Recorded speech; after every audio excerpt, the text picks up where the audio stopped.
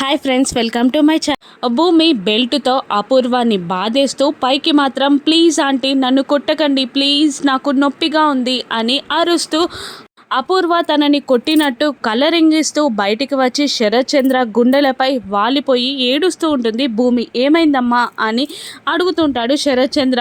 Aunty aunty పిచ్చి పట్టిన దానిలాగా నన్ను కొడుతుంది, ఆంటీకి ఏదో దయ్యం పట్టినట్టుంది అని భూమి అంటూ ఉండగా, నేను చూస్తానమ్మా ఆగు అంటూ ఎవరిని లోపలికి రానియకుండా కృష్ణప్రసాద్ ఒక్కడే లోపలికి వెళ్ళి అదే యాక్టింగ్ని కొనసాగిస్తూ అపూర్వ గారు నన్ను కుట్టకండి ప్లీజ్ అని అంటూ అక్కడున్న చైర్స్ని నెట్టేస్తూ ఆ డోర్కి తనని తానే గుద్దుకుంటూ బయటికి వచ్చి శరత్ చంద్రతో అపూర్వ గారు పిచ్చిగా ప్రవర్తిస్తున్నారు, ఏదో కొరివిదయం పూనినట్టుంది, నేను భూత వైద్యుణ్ణి పిలిపిస్తాను అని అంటూ కృష్ణప్రసాద్ అక్కడి నుండి వెళ్ళిపోగానే తన యాక్టింగ్ని కంటిన్యూ చేస్తూ భూమి ఇలా అంటుంటుంది.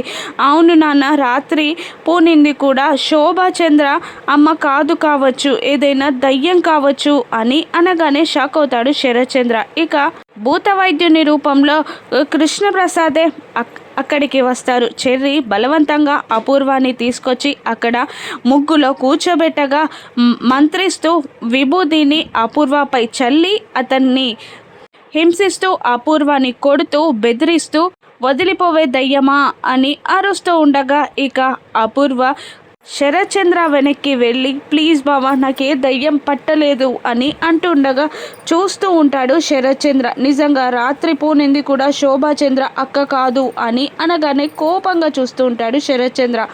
అంటే రాత్రి నువ్వు అబద్ధం చెప్పావా అని శరత్ చంద్ర అడుగుతుండగా ఇక అవును అని అనేస్తుంది అపూర్వ. దాంతో లాగిపెట్టి ఒక్కటి కొడతాడు శరత్ చంద్ర అపూర్వని. ఇక దత్తత కార్యక్రమం సజావుగా జరుగుతుందా? రాను ఎపిసోడ్స్లో చూద్దాం. Thank you for watching.